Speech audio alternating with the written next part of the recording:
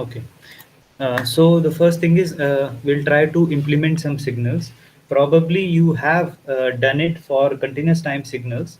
Uh, the approach for discrete sequences is slightly different. So let us start with the first question over here. We have to plot this unit impulse sequence. It is pretty straightforward. This is the sequence xn del n minus n naught, which means that there is uh, uh, the this impulse is present at n naught, and the overall sequence is from n1 to n2. Now, when we generally do anything in MATLAB, we can write a script for it. We just go here. There is this option of a new script, right? Or we can also write something in a function. Writing something in a function is much more desirable, because when we are writing, let's say, a big code, then we can break it into different functions and call those functions. Just like if you have ever coded in C++ or Java, we write functions for different uh, for doing different things. So in a similar way, I can just start a function, and since we have to plot an impulse sequence, so I'll call it impulse, right? So this is the general format for function. It starts with the word with the keyword function. Uh, Inside these square brackets, we provide the outputs that we want this function to have. Then this is the name of the function, which is same as the name of the file, impulse.m. And here we provide the input arguments. So we will try to follow this approach for implementing signals. Now, so if we have this impulse signal of this type, the inputs, because we are trying to keep it general, we are not trying to hard code everything. So we want that a user provides this n naught, this n1, and this n2, right? And this function just gives us an output as the impulse sequence. So let me just delete everything first. So as the inputs, I want some n naught, the the place where the sequence will be, the impulse will be, that time index. Then I'll put n1 and n2 here. These will be provided, all these three will be provided by the user or whoever uses this function. So n1 and n2 is the range, and n0 is where the impulse is present.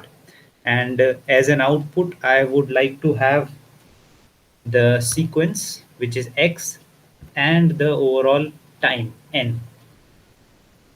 So first of all, let's try to decide n first, which is the time index. So clearly we want it from n1 to n2. So the simplest way to do it is that I just use n1 and n2 as the indexes.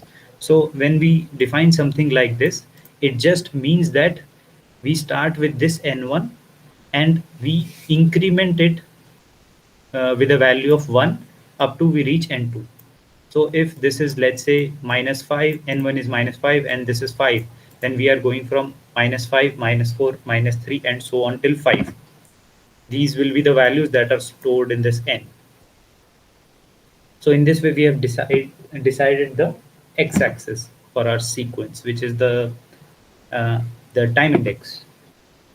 And now we want to find out the sequence itself, which is the impulse. So we want an impulse at n naught, right? Which means that for all the values before n naught up till n1, there will be only zeros, and similarly, all the values from n naught till n2 will be zeros. So the way we can define this x is, we can say that it is made up of zeros. So zeros is an inbuilt MATLAB function, and we have to put the dimensions in. So it has it's a row vector, a single row, and its columns will be all these values which we have to put 0. So we have to put for all n naught minus n1, right? So all the values before n naught will be 0. I'll just add a space here because I want that the next value is in the column next to the 0. So now I want a 1. So I'll just use 1 comma 1, which means just one single unity, right? And this will obviously be at n naught. Now after that, uh, from n naught till n2, I want again zeros. So I'll just say zeros. From it will also have one row, and it will have n2 minus n naught columns. And in this, and I'll just suppress the output by using semicolon. So in this way, I have defined some n and some x. N is the time index and x is the value of the sequence. And if you want, I can also either I can just stop here, and whenever I run this function, it will give me x or and n, or I can also plot. Now it is important how to plot these discrete sequences. So generally when we plot continuous time signals, we use plot function. On the other hand, for discrete sequences, we will use something called stem. STEM. Now, the first argument of this stem will be the time index or the x-axis, which is n in this case. And the second argument will be the y-axis, which is x. And that's it. So now when I try to run this function, I will have to provide n0, n1, and n2. So I can just copy this whole part, paste it in my command window, give it some value of n naught. Let's say I want the impulse at 2, and I want n naught to be, let's say, minus 5, and n2 to be 4. So it is from minus 5 to 4, and the impulse is at 2. Rest of the values will be 0.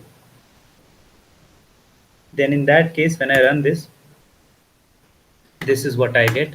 So you can see that at 2 there is a impulse of magnitude 1, and all the values are 0 from minus 5 to 4. And it also gives me x and n. So x's value is 1 at 2, and this is the corresponding n.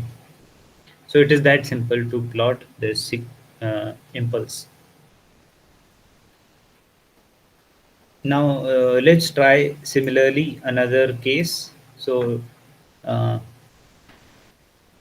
second point is we have to simply plot a real valued exponential sequence, which is xn is equal to a raised to the power n. So again, we will use the similar approach. Now in this case, I want as inputs again some n, that is the upper limit and lower limit, and the value of a to make this signal. So let me again define a function. As the outputs, I will want x and n again, and as the input, I'll just call it exponential or exponent for exponential. I want the input as a, and I want input as n1 and n2, the range, right? So, and I'll just end. So I'll write between this function and end. Now, so first of all, let me define n. So n is again, just like in the previous case, from n1 to n2. I will define a blank x right now, which is nothing but made out of zeros. And it will have the number of elements equal to the length of n. So let's say if n is from 0 to 5, so it will have a length of 6 because it includes 0 as well.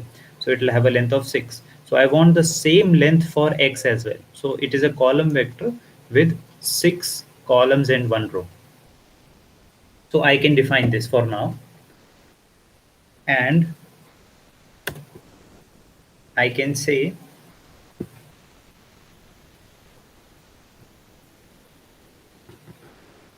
that x is equal to, so it will just take a raised to the power of this n,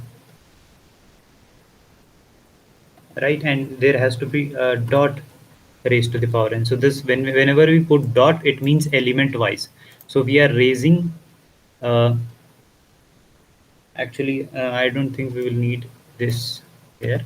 I'll just write x is equal to a raised to the power n, and in this way, uh, yeah, so let me just remove this also. Yeah, so I've just taken a and I've raised it to the power of n. Let me just first try with this. So I have already defined n1 and n2, or I have defined n already. If I just do this, I'll evaluate it. Oh, okay, I haven't given a. Let me just take a as 5. Yeah, I have to give this. Okay, so I'll get x as this sequence of values. So what that means is, yeah. So because n is, there is not a single n, I want a raised to all the power, all the n's, and that is why I have to use this element wise here. So dot raised to means that a will be raised to all the elements of n, and x will be made out of all these values. So I don't need this now. I can just have this. And finally, I can also use stem again to plot n versus x. So I hope this is also clear to you. All I have done is, sorry, all I've done is, I'll save this first. Okay. So all I have done is I have defined some time index. I have raised, I have defined x as a raised to the power n, and then I have plotted. Now when I call this function, I can just call it from the command window. I'll have to give some a, let's say 2, n1 being -2, let's say, and this will be up to 3. And when I do this, I'll get this rising exponential. So you see that it is exponentially increasing in magnitude, and it is defined for -2, -1, 0, 1, 2, and 3. So that is it. So is there any doubt until this point?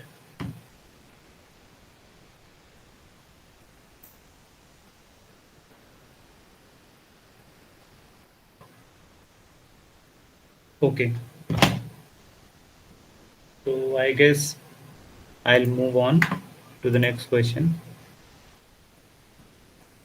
Well, this is another example of a sinusoidal signal sequence. It is also quite straightforward. In this case, what we will have to do is we will have to uh, input some omega naught and some theta, and correspondingly plot directly by using this function, just like we have done in the previous two cases, right? We can quickly do this.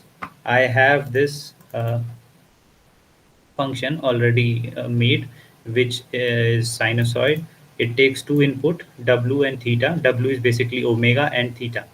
All I have to do now is define some n. I'm in this case I'm just defining n by myself from, let's say, -10 to 10, and I can define x as this cos using this omega and n plus theta. That's it's as simple as that. I can use the stem function to plot, and I'll just suppress the outputs, and yeah. So now all I have to do is I have to call this function sinusoid. Whenever, let's say, I do this, I need some omega. Let's say, so omega is 2 pi f. So let's say it's around, if f is around 5, That will be, let's say, 15 or 12, 13, something like that. And theta is, let's say, 4, 3 degrees. And I can simply plot it, and this is what it will be. So when I call this function, it will plot this uh, sequence. Okay. Now, in the last question, I wanted to show how we can use these previously created functions in order to plot some other function which is made out of these functions.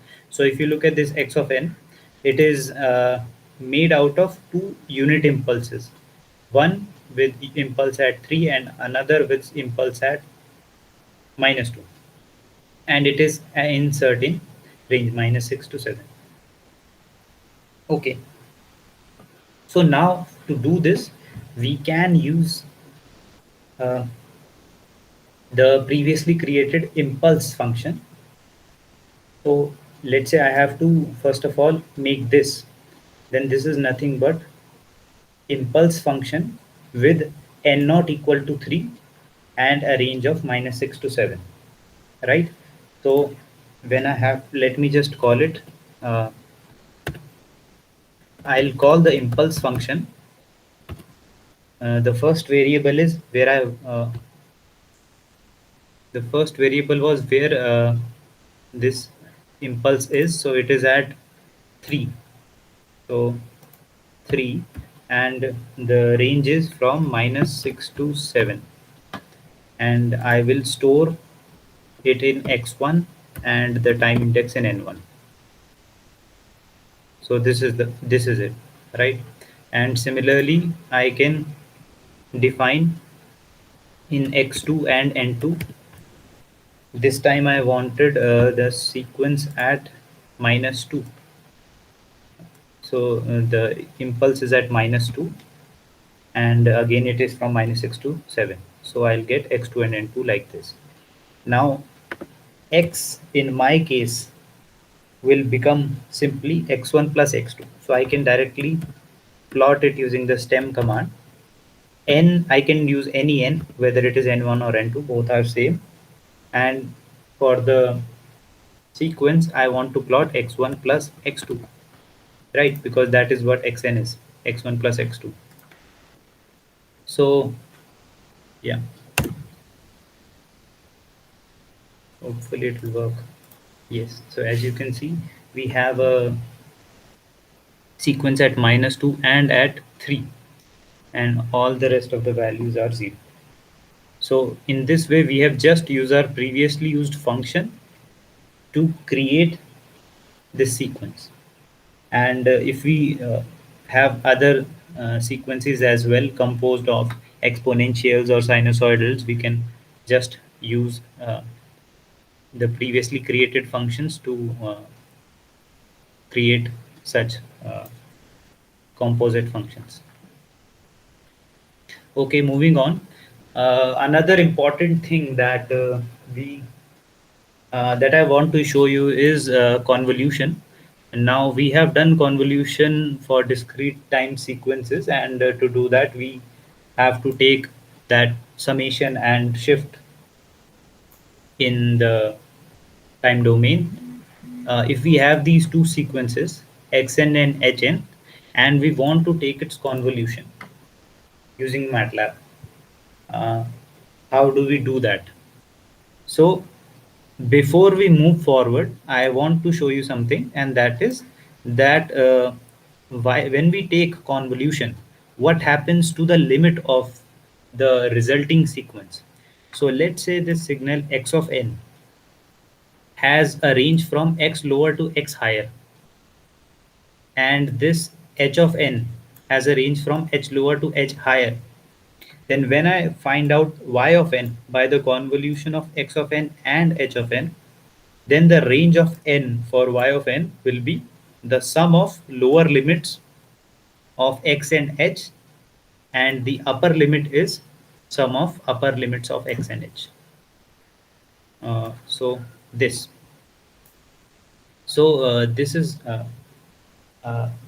important because we will see that while we can find out the convolution directly by uh, using a conv function in MATLAB, but it does not provide just any information about the time index. So we can actually manually find out the time index resulting for the resulting sequence y of n using this, because we know the lower bounds and upper bounds for the two sequences. So let's look at this example. We have x of n and h of n, and we have to find out y of n with the time index. So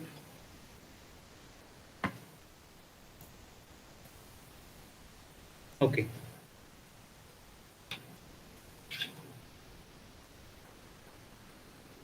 so I have this function over here already. I have defined function with inputs as x and h, the two sequences, and their range y, n1 and n2, right?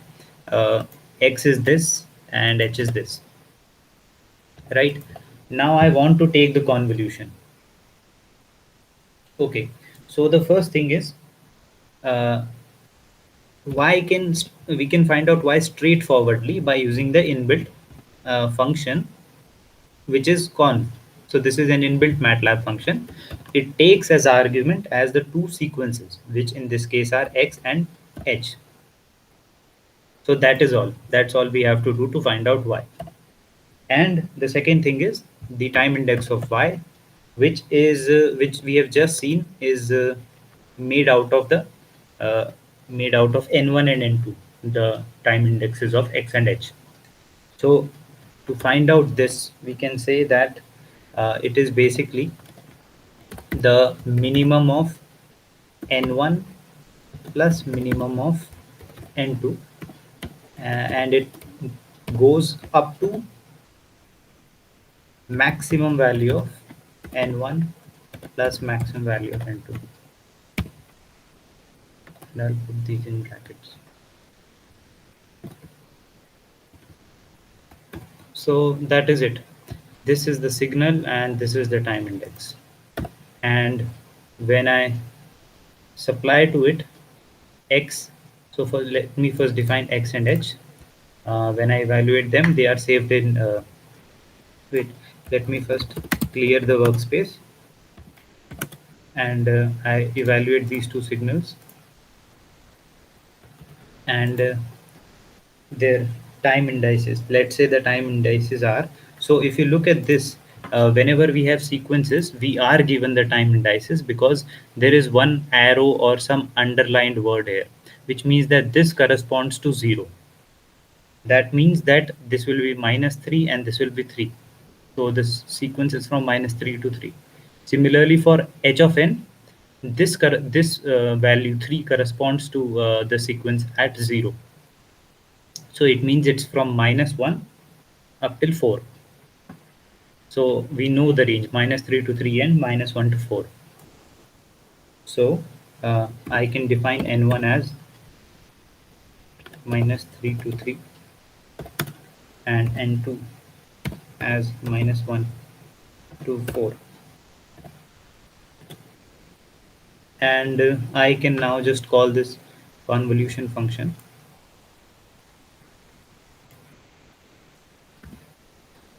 which will give me y and n. I have defined x, h, n1 and n2.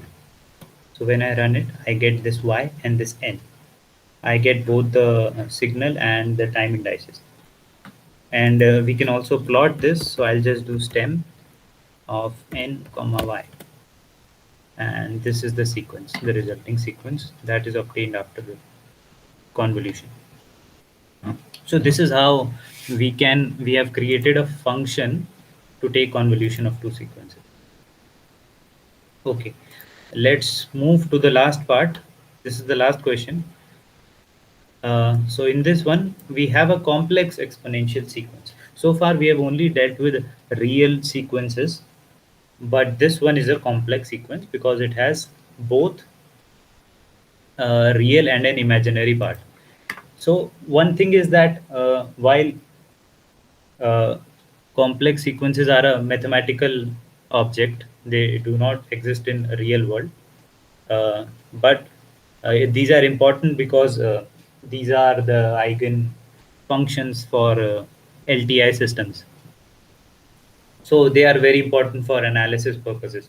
So we will first try to plot these signals just like the previous case, only now they will have a real and imaginary part, and then we will also try to plot their magnitude and phase. Okay, so is everybody following everything till now?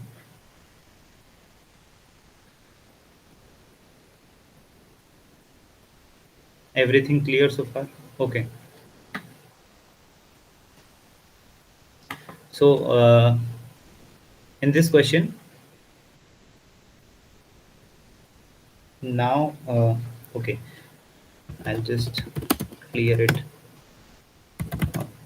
Okay. So first of all, let me give some. What was the time index was from -10 to 10. So I'll just define n from -10 to 10. Okay.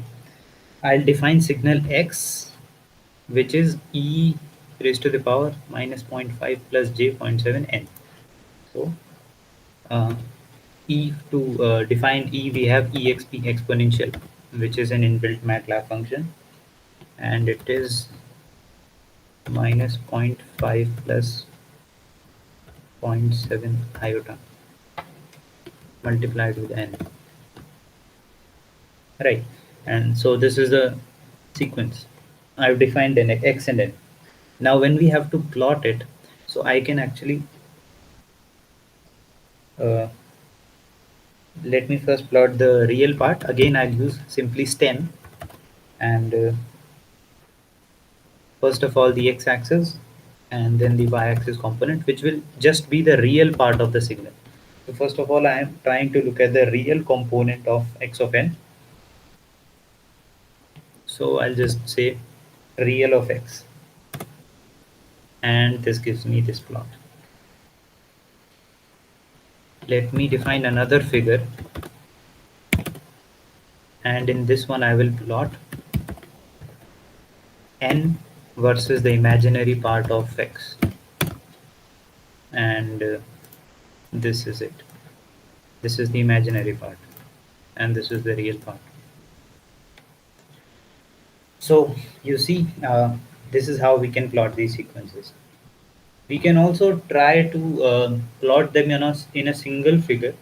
To do that, we can use a three. We have to have a 3D plot, but actually this is much more valid for continuous systems. But still, we can try for discrete sequences as well. So uh, this is plot 3 command, which takes in 3 arguments. The first one is the time index. Second one will be the, in this case, the real part of the signal, and the third one will be the imaginary part. So when I do this, I get a graph like this. I'll just say it will show the grid, and yeah, so this is how it looks. So this is a much more clearer picture of how the signal varies. So one of them is the real axis, and one of them is the imaginary axis, and one of them is the time index, and this is how the signal looks. So we can actually insert the labels. So the x1 is the time. So yeah, this one is the time. So in this way also we can plot these sequences, the real and imaginary part. Another thing that is important is that we can plot these sequences, the we can plot the magnitude and phase of these sequences, and it has a lot of importance, especially if you have studied the control course, uh, control systems course. You will see that it's important for us to plot the magnitude and phase for the analysis of a system, and but for now we'll just plot it.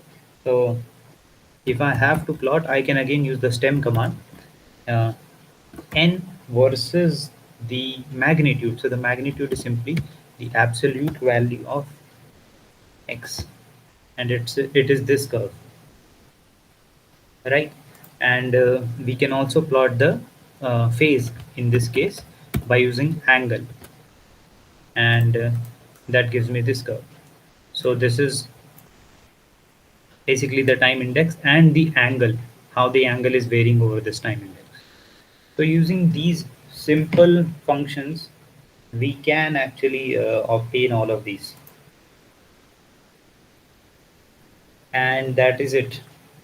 This is how you can plot the complex exponential sequences, real and imaginary part, magnitude and phase. And these are really important, especially this magnitude and phase part, which you will see when you study the control systems course. And that's it for now. Do you guys have any doubt? Sir, angle is in radian or degree? The angle is in degrees. I think it is in degrees. This one, cos omega naught n plus theta. This theta is in degrees. Oh, okay. I think you meant for the last question. Uh, the angle, I'm not sure. I think it is in.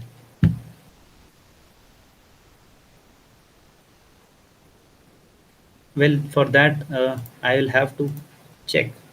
There is an angle command. So let's see what it says. Okay, so it's in radians. So MATLAB says that it is in radians. Yeah, interval of minus pi to pi. Right? So I have just checked the how they have used, how they have defined this angle function, because it's an inbuilt MATLAB function, right? So yeah, it's in radians.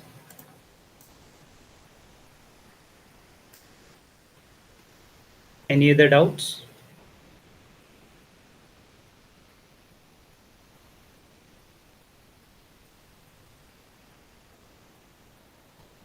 There is one more thing that I would like to uh, tell you all about, and that is this signal processing on ramp.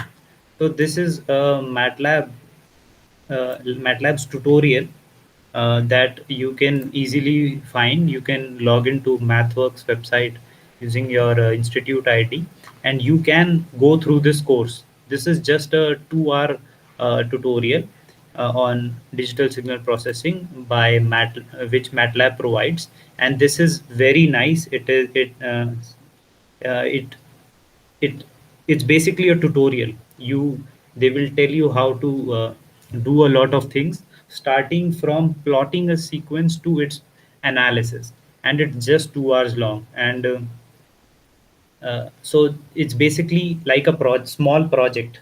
You will be given some data of earthquakes, and you have to use that data to plot the signals and and try to find out some information out of those signals. And all of this, and at the same time you can do all of this in your browser itself. So you don't need MATLAB installed in your PC, and so it's nice. So this is the part. So this is the complete content on this. You will start by generating sequence, and then they will show you how to analyze it, and you do all of this. So this is not like just some video playing, but you get to do all of this in the browser itself. So it's a nice learning experience, and the best thing is that at the end of it you will get a certificate as well. So it is nice for you to, maybe it will help your CV in some way. So I would really suggest you all to go through this. It's called signal processing on ramp.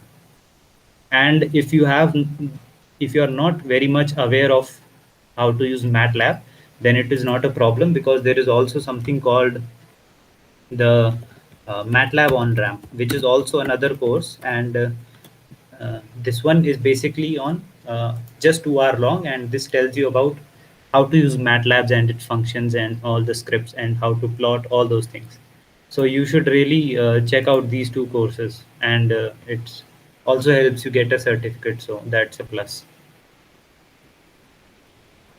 And that is it.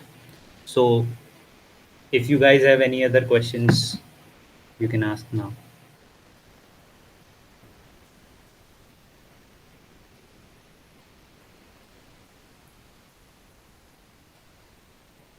Or if there are no other questions, then we can end this tutorial. Okay, so let's end this tutorial here. You can leave this meeting. Thank you. Thank you.